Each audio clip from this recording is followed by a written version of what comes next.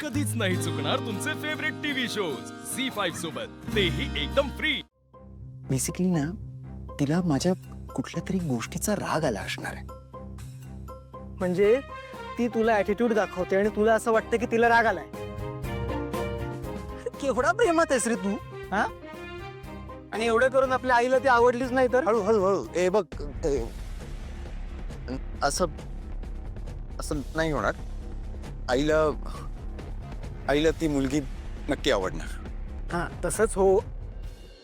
आणि दादा, ज्या अर्थी ती मुलगी जलस होते ना त्या अर्थी तिला पण तू आवडतोस हा ना. आणि मी माझ्या एका मैत्रिणीशी बोलणार आहे. हा मग तू तिला तुझी प्रेयसी म्हणून घेऊन जा, तुझ्या खऱ्या प्रेयसीला जलस करायला. हळू ना. अरे ते कोण ऐकणार आहे यार. अरे कोणीतरी ऐकेल आपलं.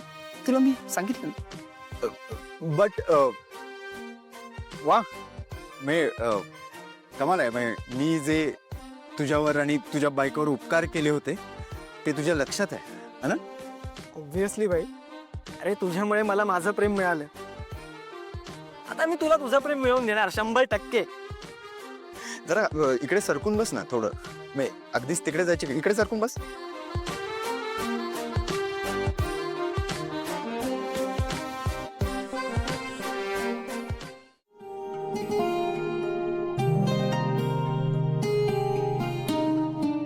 देवी आई, मला बोलवलं? हो, डोळे मीट आणि हात पुढे कर. देवी आई, आज काही मस्करीचा मूड आहे का तुमचा? पारू, तू जेव्हा घरात आलीस तेव्हा तोंडातनं एक शब्द नाही निघायचा तुझ्या, आणि आता कशी चुरू चुरू बोलतेस.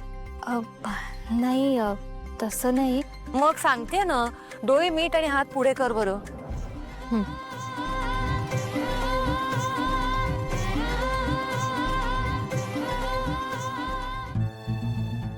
उघड डोळे.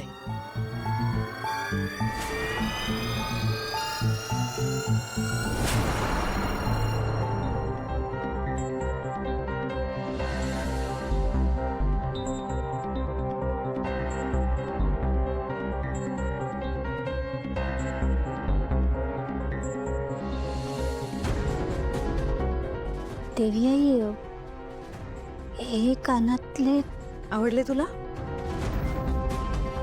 अगं सांग ना, आवडले का? मला माहिती होतं तुला नक्की आवडणार आणि तुला शोभूनही दिसतील. माझ्याकडून तुझ्यासाठी पाडव्याची भेट.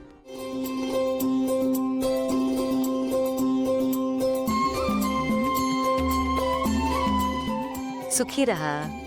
थँक्यू. मी आलेच.